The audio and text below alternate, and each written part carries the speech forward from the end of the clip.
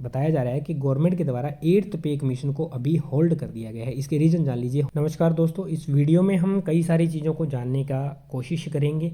इसमें हम 8th पे कमीशन के बारे में जानेंगे, काम करो और सैलरी लो ये क्या मसला है इसके बारे में जानेंगे, पीबीएसएच क्या है ये जानेंगे, नो वर्क नो पे हाइक इसके से संबंधित है, ये पीबीएसएच इससे संबंधित है। तो आइए, कई सारी चीज़ें हैं जो जान लेते हैं। आप सभी को पता होगा जो 7th पे कमीशन आया था वो 2016 के अंदर इंट्रोड्यूस किया गया था और उसके अंदर आपकी जो बेसिक है उसको 7,000 से बढ़ा करके 18,000 कर दिया गया था। उसमें एक चीज़ काम करती है, वो होता है फिटमेंट फैक्टर, एफएफ हम इसको लिख देते हैं, और ये था उस समय 2.57। जब 2.57 को मल्टीप्लाई बाया 7,000 किया जाएगा तो अप्रोक्सीमेट 18,000 के करीब आपका निकल करके आ जाएगा। ये दिया था आपको 18,000 रुपये बेसिक लेवल 1 ग्रुप डी या फिर हेल्पर या सहायक की जॉब के लिए ये दिया गया था। ये इनिशियल बेसिक था। अभी हम इसमें 8th पे कमीशन के अंदर जो फिटमेंट फैक्टर रहने वाला है या जो कर्मचारियों की डिमांड है उसकी बात करेंगे। कौन सी बेसिक कर्मचारी अभी तक 7th पे कमीशन के हिसाब से चाहते हैं उसकी बात करेंगे। पेंशनर के लिए भी इसमें बात रहने वाली है और गवर्नमेंट यहाँ पे क्या करने वाली है उसकी जानेंगे। उससे पहले कुछ चीज़ें ऐसी हैं, देखिए यहाँ पे जो गवर्नमेंट मैंने यहाँ पे लिखा है जो पीबीएसएच, ये क्या चीज़ है? ये है परफॉर्मेंस बेस्ड सैलरी हाइक। जितनी परफॉर्मेंस रहेगी उतनी आपकी सैलरी के अंदर हाइक दिया जाएगा। ये इकोनॉमिक्स की टर्म है तो इसके अंदर यहाँ पर थोड़ा सा इसको समझ लेते हैं। इसमें क्या किसको फ़ायदा रहेगा, किस तरह से रहेगा? जो काम करेगा, इसकी 3-4 चीज़ें मैं बता देता हूँ। जो काम करेगा उसको ही वेतन वृद्धि दिया जाएगा, उसको ही फ़ायदा यहाँ पे मिलेगा। तो यहाँ कैसे कैसे फ़ायदा दिया जाने वाला है और इसका बेनिफिट क्या है, किस चीज़ का? पीबीएसएच का बेनिफिट। सबसे पहला बेनिफिट यहाँ पे काम करने वाले को जो कर्मचारी है उनके लिए यहाँ पे बूस्ट मिलेगा। आपने देखा होगा कई सारे कर्मचारियों के साथ ऐसा होता होगा, कर्मचारी एक काम कर रहा है, एक उसके साथ दोनों सेम लेवल पे हैं, सेम डिपार्टमेंट में है, सब कुछ मान लीजिए उनका सेम है। एक कर्मचारी तो यहाँ पे ठीक ठाक काम कर रहा है, अच्छा काम करता है, लेकिन एक कर्मचारी इसके इक्विवेलेंट में देखेंगे थोड़ा कम काम करता है, एक कर्मचारी थोड़ा और कम करता है और एक कर्मचारी ऐसा होता है जो बहुत ही कम काम करता है। तो कई सारे लेवल के अंदर यहाँ पे कर्मचारी आ जाते हैं। फिर यहाँ पे क्या होता है, ये जो कर्मचारी है जो सबसे ज़्यादा काम कर रहा है इसका यहाँ पे मन खराब हो जाता है। मन खराब होता है कि मेरे द्वारा काम बहुत अच्छा किया जा रहा है लेकिन सैलरी का हाइक जो है वो सभी को बराबर मिल रहा है, ईयरली इंक्रीमेंट सभी को बराबर मिल रहा है, पे कमीशन सभी को बराबर मिल रहा है। तो यहाँ पे ये है PBSH, performance based salary hike. Next क्या होगा इसके अंदर? मेरिट और जो टैलेंट रहेगा उसको फ़ायदा मिलेगा, जिसके अंदर स्किल रहेगी उसकी इंप्रूवमेंट ज़्यादा होगी। क्यों होगी? क्योंकि यहाँ पे स्किल को ही पहचाना जाएगा। जो काम करने वाले कर्मचारी है उसी को जब हाइक मिलेगा तो उसकी स्किल ऑटोमेटिक पहचानी जाएगी, क्योंकि जब सालाना इंक्रीमेंट और सालाना सैलरी में हाइक देखने को मिलता है तो सब पता लग जाता है कि कौन कर्मचारी यहाँ पे अच्छा परफॉर्मेंस कर रहा है। यदि ये फॉर्मूला यहाँ पे इस तरह से इंप्लीमेंट किया जाता है तो फिर काम जो टालते हैं, जो काम को टालते हैं, डिले करते हैं लगातार, आज नहीं कल नहीं परसों नहीं, देख लेंगे इसको, काम को हो जाएगा कोई ना, उनसे जवाब मांगा जाएगा, उनसे उनकी परफॉर्मेंस के बारे में पूछा जाएगा।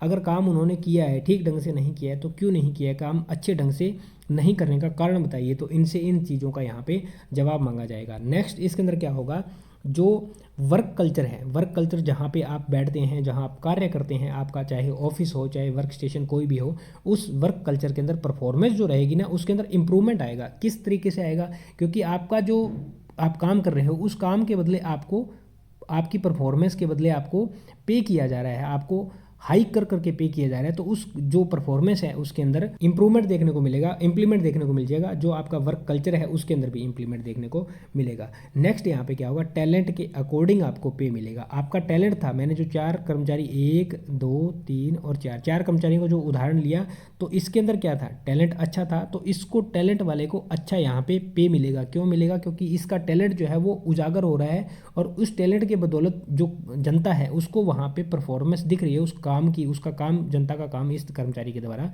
किया जा रहा है।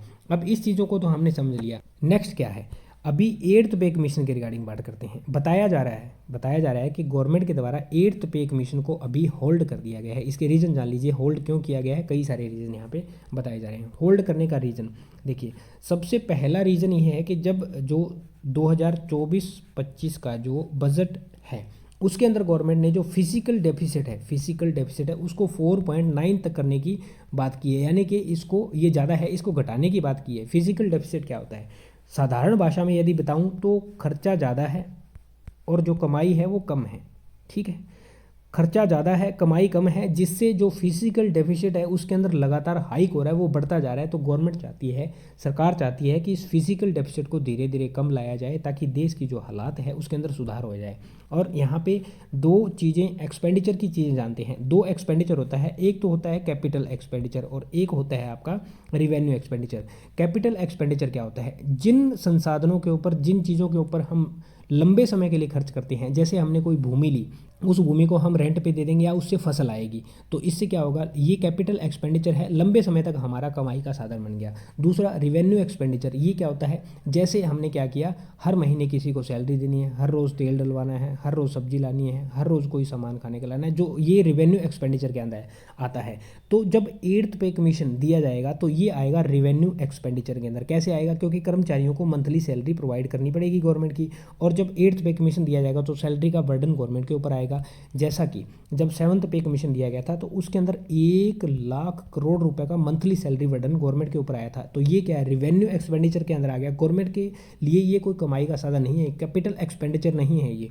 तो ये है रिवेन्यू एक्सपेंडिचर। और जैसे ही रिवेन्यू एक्सपेंडिचर बढ़ जाएगा वैसे ही जो आप देखोगे फिजिकल डेफिसिट के अंदर बढ़ोतरी भी हो सकती है, घाटा भी हो सकता है। फिजिकल डेफिसिट दोनों तरह से वेरी करेगा, इसको मैं बताऊंगा आगे। जो जैसे कर्मचारियों की सैलरी बढ़ती है तो फिजिकल डेफिसिट बढ़ भी सकता है, घट भी सकता है, इसका हम आगे वीडियो में बात करेंगे।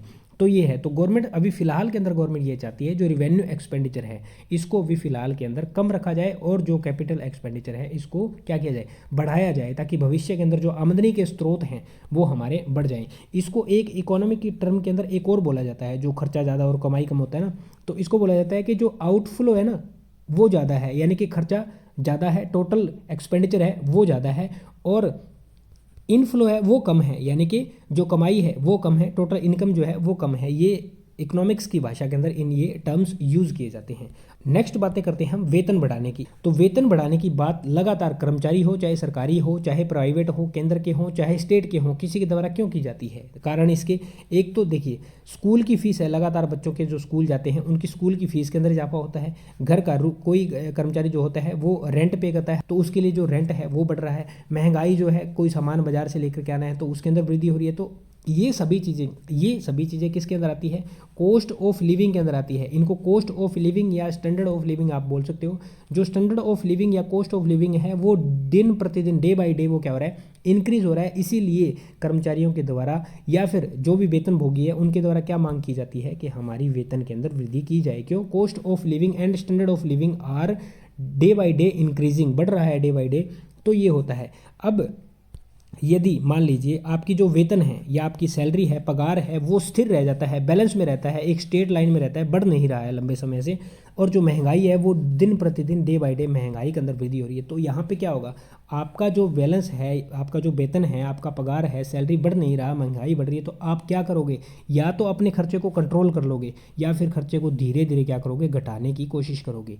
भाई जब सैलरी नहीं बढ़ रही तो हम क्या करेंगे? खर्चे को या तो बैलेंस में रखेंगे कि खर्चा भाई और ना हो हमारे से, और या फिर हम कोशिश करेंगे भाई खर्चे कम किए जाएं, क्योंकि दिन प्रतिदिन महंगाई जो है वो बढ़ोतरी हो रही है। तो ये जो आपने खर्चा कंट्रोल किया या फिर आपने जो खर्चा घटाया, इससे क्या होगा? इकोनॉमी के अंदर स्लो डाउन आ जाएगा। इकोनॉमी के अंदर स्लो डाउन आ गया तो फिर देश के अंदर जो हालात है वो बद से बदतर हो जाएंगे। इसीलिए जो ये कर्मचारियों की मांग है इसके ऊपर गवर्नमेंट को भी सोचना पड़ता है वेतन बढ़ाने के लिए। क्यों? क्योंकि इकोनॉमी के अंदर स्लो डाउन आ गया, जब मार्केट के अंदर पैसा ही नहीं आ रहा, ना ही किसी के द्वारा पैसा खर्च करने का मन है। मन क्यों नहीं है? क्योंकि पैसा है ही नहीं, पैसे के अंदर लगातार कमी आ रही है, महंगाई के अंदर वृद्धि आ रही है, तो यहाँ पे मार्केट जो है इकोनॉमी के अंदर स्लो डाउन आ जाएगा। तो इसीलिए सरकार क्या करती है? समय समय पर DA अलाउंस, महंगाई भत्ते के अंदर वृद्धि करती है, ताकि उस चीज़ को बैलेंस बना के रखा जाए, वो बैलेंस से इक्वली होता रहे, बराबर होता रहे, ताकि कर्मचारी जो है वो उस चीज़ को बैलेंस करके और पैसे को मार्केट के अंदर खर्च करते रहें, पैसे को मार्केट में खर्च करते रहें और पैसा खर्च होता रहेगा, तो मार्केट जो है वो बैलेंस अपना बना के चलती रहेगी। ये चीज़ें होती है। अब जो हमने बात की जो फिजिकल डेफिसिट है, इसके रिगार्डिंग यही बात थी, क्योंकि जो DA है इसको बढ़ाया जाता है, इसीलिए बढ़ाया जाता है। जो ये आपका फिजिकल डेफिसिट है ये वेरी करता रहता है। अगर मार्केट के अंदर आपके द्वारा नहीं दिया जाएगा पैसा कर्मचारी के द्वारा या फिर आम पब्लिक के द्वारा, तो क्या होगा? फिर भी फिजिकल डेफिसिट के अंदर गड़बड़ हो जाएगा और वहाँ भी जो इकोनॉमी है वो पूरी की पूरी स्लो डाउन होकर धराशायी हो जाएगी, तो यहाँ भी गड़बड़ हो जाती है। नेक्स्ट, कर्मचारियों की जो मांगे हैं उनके ऊपर बात कर लेते हैं। कर्मचारियों की क्या मांगे हैं? कर्मचारी ये चाहते हैं जो बेसिक पे है उसको 26,000 रुपये से 30,000 रुपये के बीच किया जाए, बेसिक पे, क्योंकि बेसिक पे के ऊपर सारे अलाउंस भत्ते लगते हैं। फिर कर्मचारियों की नेक्स्ट मांग ये है कि जो फिटमेंट फैक्टर है जिसको हम एफएफ बोल रहे हैं वो 2.57 था, कब 7th पे कमीशन में, उसको 3.5 टू 3.8 किया जाए, ये कर्मचारियों की यहाँ पे मांग है। नेक्स्ट, इसके साथ साथ कर्मचारियों को महंगाई भत्ता जो कि हर 6 माही 1 जुलाई और 1 जनवरी को दिया जाता है, ये दिया जाए। नेक्स्ट मांग है जो कर्मचारी रिटायर हो गए थे 7th पे कमीशन के आने से जस्ट पहले, जो कर्मचारी रिटायर और जिनको 7th सीपीसी का फ़ायदा नहीं मिला, उन कर्मचारियों को 8th सीपीसी का फ़ायदा दिया जाए। तो दोस्तों ये है इन्फॉर्मेशन, ये है कर्मचारियों की मांगें, और इस तरह से हमने जो 8th पे कमीशन है इसके अंदर जो अन्य चीज़ें हैं, जो इकोनॉमिक्स की जो टर्म है उनको समझने का प्रयास किया है। आपकी क्या राय है कमेंट सेक्शन में कमेंट करके ज़रूर बताएं 8th पे कमीशन को लेकर के। उम्मीद करता हूँ जानकारी समझ पाए होंगे।